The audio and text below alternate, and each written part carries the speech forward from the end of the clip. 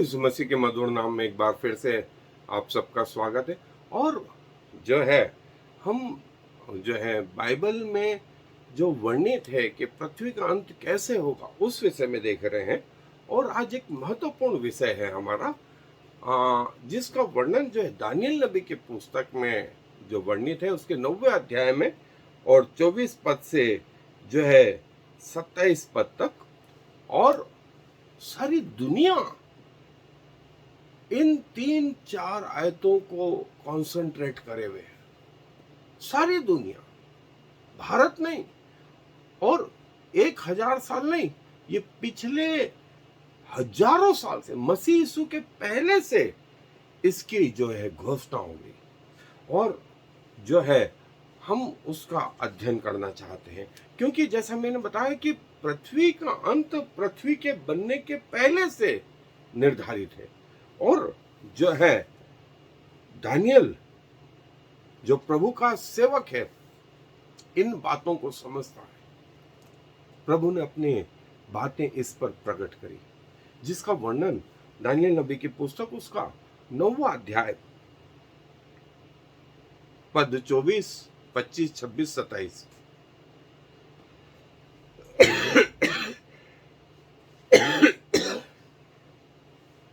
यहां यूं लिखा है, तेरे लोगों और तेरे पवित्र नगर के लिए 70 सप्ताह ठहराए गए हैं कि उनके अंत तक अपराध का होना बंद हो और पापों का अंत और अधर्म का प्रायश्चित किया जाए और युग युग की धार्मिकता प्रकट हो और दर्शन की बात पर और भविष्यवाणी पर छाप दी जाए और परम पवित्र का अभिषेक किया जाए। तो ये जान और समझ ले, यरूशलेम के फिर बसाने की आज्ञा के निकलने से लेकर अभिषेक प्रधान के समय तक 7 सप्ताह बीतेंगे। फिर 62 सप्ताहों के बीतने पर चोक और खाई समेत वह नगर कष्ट के समय के लिए फिर बसाया जाएगा और उन 62 सप्ताहों के बीतने पर अभिषेक पुरुष काटा जाएगा और उसके हाथ कुछ न लगेगा। और आने वाले प्रधान की प्रजा नगर और पवित्र स्थान को नाश तो करेगी, परंतु उस प्रधान का अंत ऐसा होगा जैसे बाढ़ से होता है, तो भी उसके अंत तक लड़ाई होती रहेगी, क्योंकि उसका उजड़ जाना निश्चय ठाना गया है। और वह प्रधान 1 सप्ताह के लिए बहुतों के संग दृढ़ वाचा बांधेगा, परंतु आधे ही सप्ताह के बीतने पर वह मेल बलि और अन्न बलि को बंद करेगा और कंगूरे पर उजाड़ने वाली घृणित वस्तु दिखाई देंगी। और निश्चय से ठनी हुई बात के समाप्त होने तक परमेश्वर का क्रोध उजाड़ने वाले पर पड़ा रहेगा। देखें, 70 सप्ताह में से पहले 7 सप्ताह जो है ठहराएगा यरूशलेम से बसने तक। यरूशलेम के 25वें आयत में लिखा है, यरूशलेम के फिर बसाने की आज्ञा से निकलने से लेकर अभिषिक्त प्रधान के समय तक 7 सप्ताह बीतेंगे। और जो है हम अध्ययन पे आगे आएंगे कि मसीह का आना इसके अनुसार हुआ और फिर 62 सप्ताह बीतेंगे, तब वो अभिषेक पुरुष अर्थात मसीह काटा जाएगा। मसीह के क्रूस के बलिदान को जो है ये पहले से बता दिया गया। और फिर उन 70 सप्ताह हो चुके रहेंगे, 7वां सप्ताह, अंतिम सप्ताह जो है वो आने वाला है। और उस अंतिम सप्ताह में लिखा है 27वें, वह प्रधान 1 सप्ताह के लिए बहुतों के सुरंग दृढ़ वाचा बांधेगा और आधे ही समय में वो मेल बलि और अन्न बलि का चढ़ाना बंद करा देगा और अपने आप को राजा घोषित करेगा। वो एंटी क्राइस्ट का राज्य। और कैसे परमेश्वर उसे नष्ट करेंगे ये इस बारे में बताया गया। तो ये 70 सप्ताह, और जैसे मैंने कहा सारी दुनिया इस पे कॉन्सेंट्रेट करती है, इस पर अपना केंद्र बिंदु जो है निर्धारित किए हुए, क्योंकि दानियल की पुस्तक को पुराने नियम की प्रकाशित वाक्य की पुस्तक कहा जाता है। और कैसे प्रभु यीशु मसीह आएंगे ये दानियल ने अपने इस पुस्तक में बताया, कैसे पृथ्वी का अंत होगा ये बताया। सो हम अपने अध्ययन को जारी रखेंगे। आए अपने अध्ययन पे चलें। सो जैसे दानियल का सप्ताह, ये 70 सप्ताह जो बताए गए हैं, वो 70 सप्ताह, जैसा मैंने कहा कि दानियल की पुस्तक को पुराने नियम की प्रकाशित वाक्य की पुस्तक भी कहा जाता है। और जो है उसमें से 69 सप्ताह बीत चुके हैं।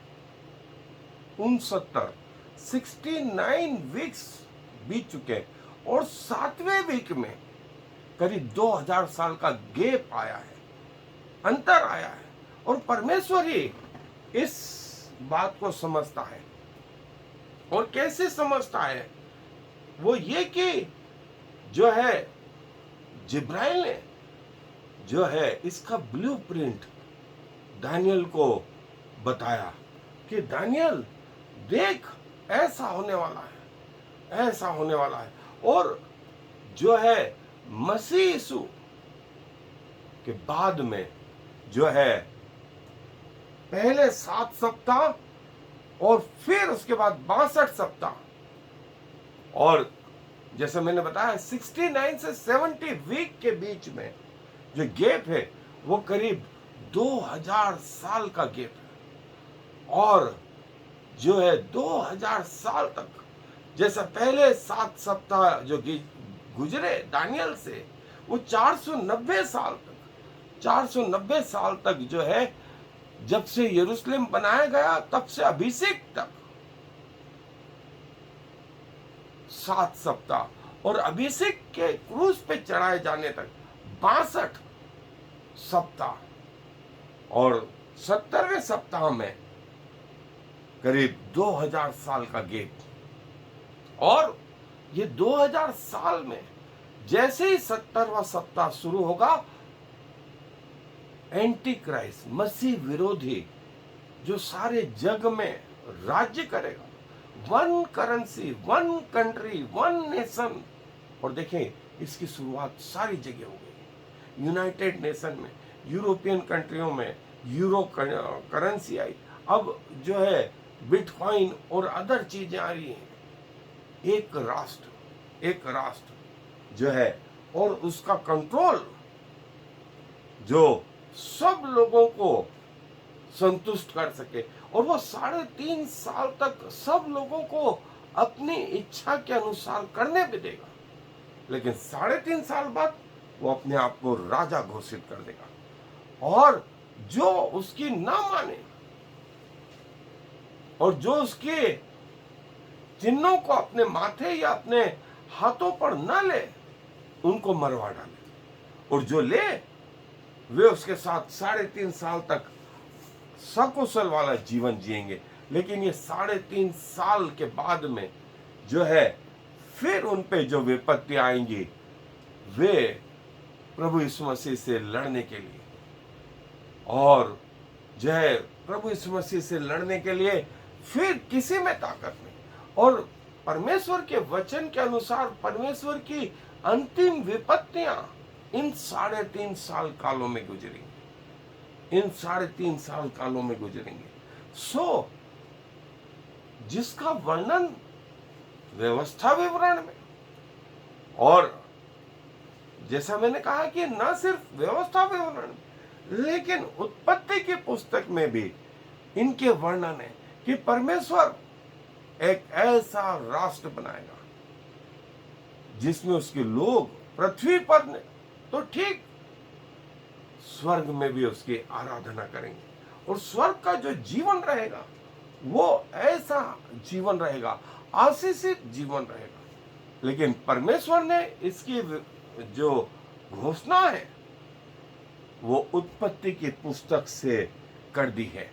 और परमेश्वर चाहते हैं कि उसके लोगों को ये बात मालूम पड़े, वे इस बात से जो है अज्ञान नहीं रहे, वे इस बात से अज्ञान नहीं रहे। और इसलिए जब प्रभु यीशु मसीह आए, उन्होंने वो सारी बातें और डिटेल में बताई, क्योंकि स्वर्ग से कोई उतरा नहीं, और स्वर्ग पर कोई चढ़ा नहीं सिवाय यीशु मसीह के। इसलिए स्वर्ग की बातें मूसा ने नहीं बताई, दानियल ने नहीं बताई, अब्राहम, इसाक, याकूब, यूसुफ ने नहीं बताई। स्वर्ग की बातें पतरस, पौलुस ने भी नहीं बताई। स्वर्ग की बातें यदि किसी ने बताई तो वो है स्वयं परमेश्वर, जो पृथ्वी पर आए प्रभु यीशु मसीह के रूप में। और मत्ती रचित सुसमाचार में स्वयं प्रभु यीशु मसीह ने ये बातें कही, ये बातें कही कि देखें ऐसा होगा, ऐसा होगा, और प्रभु के लोग उठाए जाएंगे। संसार में जो है शैतान का राज्य स्थापित होने के पहले जो है प्रभु के लोग उठाए जाएंगे। पहला थिस्सलुनीकियों में इसका वर्णन आया, 4 अध्याय 16-17 आयत में लिखा है कि ये पलक झपकते ही होगा, ये पलक झपकते ही होगा कि लोग उठा लिए जाएंगे। और ये बातें पहले से प्रभु ने बताई। 2000 साल हो गए हैं इन बातों को बताए हुए, और अब समय आ गया है, अब समय आ गया है कि ये बातें जो है प्रकट हो, ये बातें प्रकट हो। सो pre tribulation, mid tribulation, post tribulation जो है इज़राइल पुराने नियम का चर्च और नए नियम की कलीसिया जो आज हम हैं, जो आज हम हैं, हम सब के लिए प्रभु का ये वचन है, तैयार रहो, तैयार रहो, क्योंकि प्रभु का समय आने वाला है, प्रभु का समय आने वाला है। राजाओं का राजा, प्रभु का प्रभु जो है प्रकट होने वाला है, और जिनके नाम जीवन की पुस्तक में लिखे नहीं है वे उस नरक में डाल दिए गए, और जीवन के नाम जीवन की पुस्तक में उन लोगों के नाम जिन्होंने प्रभु यीशु मसीह को अपना उद्धारकर्ता के रूप में ग्रहण करा। जैसे एक बालक जन्म लेता है तो सिस्टर जो है अस्पताल के रजिस्टर में उस बच्चे के, उसकी माता के हाथों में जो है, पाँव में जो है एक टैग लगा देती हैं। उनके पुराने समय में अंगूठों को जो है उन पे रजिस्टर पे लगाते थे कि बच्चे बदले नहीं। बिल्कुल जैसे ही आप प्रभु को ग्रहण करते हैं, प्रभु के राज्य में जो है आपका नाम लिख लिया जाता है।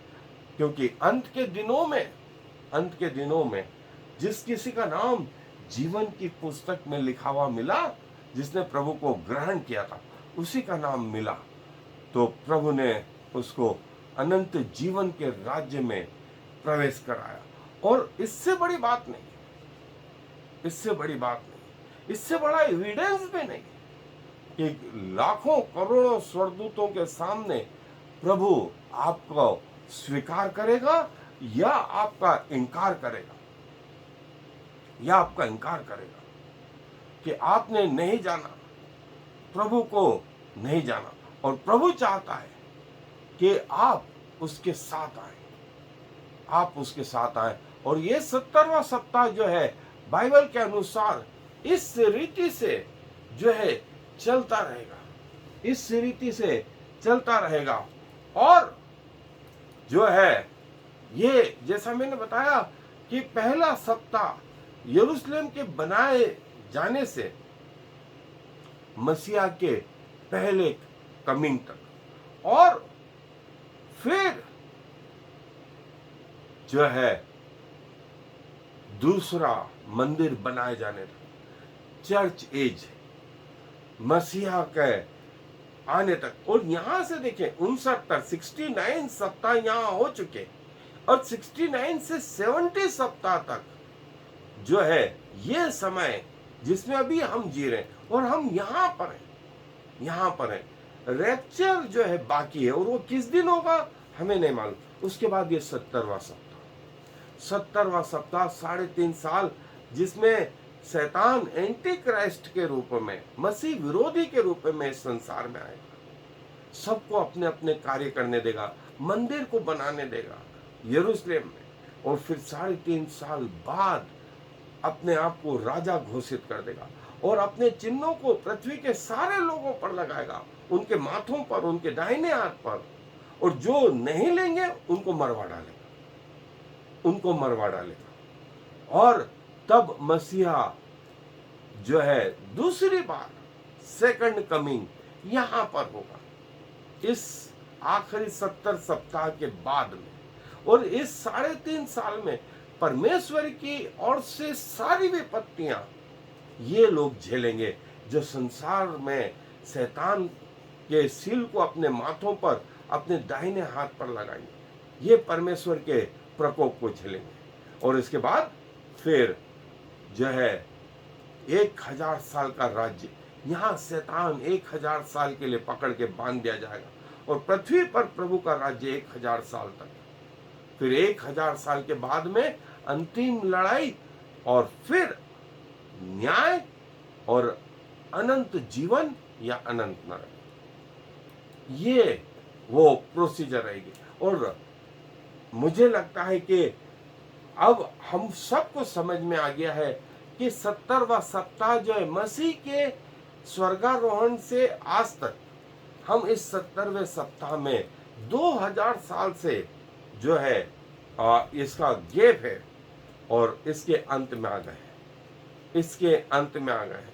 सो ये वो बातें थी, 7वां सप्ताह, फिर 62वें सप्ताह और 70वां सप्ताह। तो कैसे क्या हुआ, ये वो चीजें। और दानियल जो है अपनी पुस्तक में इनकी भविष्यवाणी करता है, और ये समय आ गया, 70वें सप्ताह का समय यहाँ आ गया। आज हम यहाँ जी रहे हैं, इस अवस्था में जी रहे हैं। इसके बाद जो आने वाली है वो रैप्चर। और प्रभु के लोग बराबर बता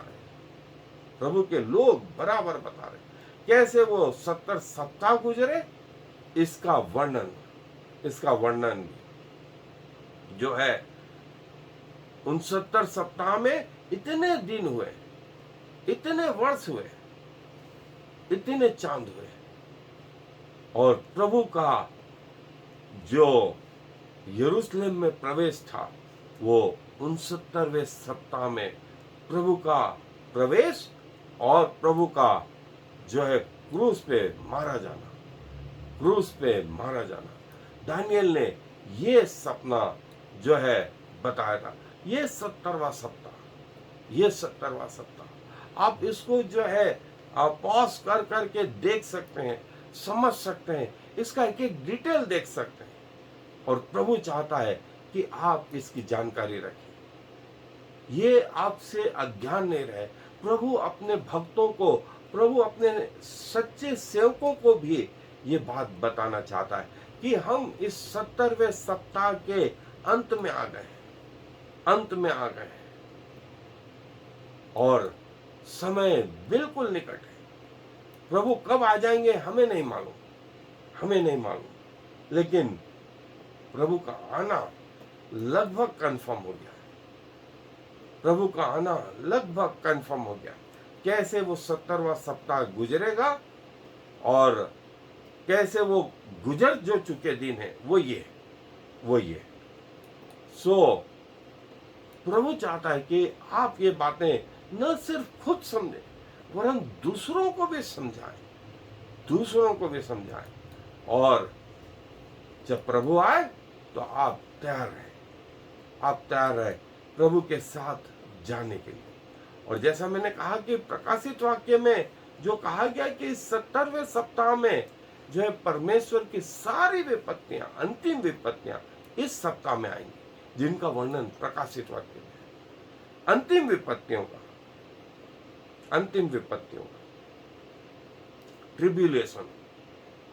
ट्रिब्यूलेशन।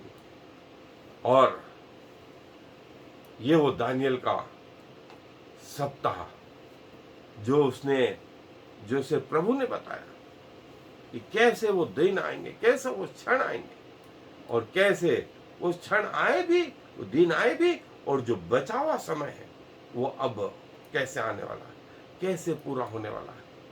सो प्रभु अपने लोगों की इन दिनों मदद कर रहा है कि वे प्रभु के ज्ञान को, प्रभु की योजनाओं को समझने पाए और अपने जीवनों को बचाएं, अपने परिवार के जीवनों को बचाएं और अपने लोगों के जीवनों को बचाएं। और जो रह जाएंगे उनके लिए बड़ा कठिन समय होगा, बड़ा कठिन समय होगा कि कैसे प्रभु की बातों को पहचाने, कैसे प्रभु की बातों को पहचाने, क्योंकि फिर ये बताने वाले शायद ना मिले, फिर ये समझाने वाले ना मिले। कलीसिया चली जाएगी तो जो है उसके बाद फिर कोई नहीं, परमेश्वर का वचन भी चला जाएगा, परमेश्वर की आत्मा भी चली जाएगी, आपको कोई नहीं बताएगा, कोई ये आपको समझाएगा नहीं। तो प्रभु आप सबकी सहायता करें, आए दुआ करें।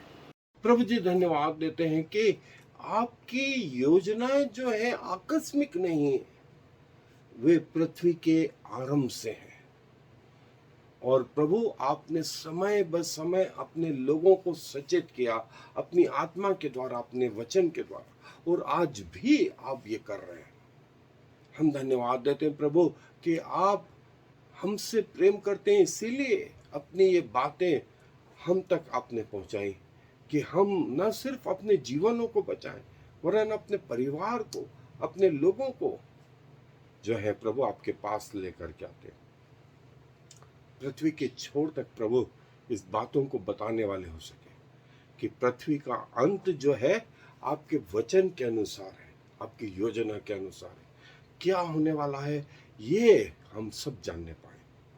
धन्यवाद देते हैं कि आप हमारी सहायता मदद करते हैं। सारा आदर आपको देते हुए इस विनती को प्रभु यीशु मसीह के नाम से मांग लेते हैं। आमीन और फिर आमीन। יברכך יהוה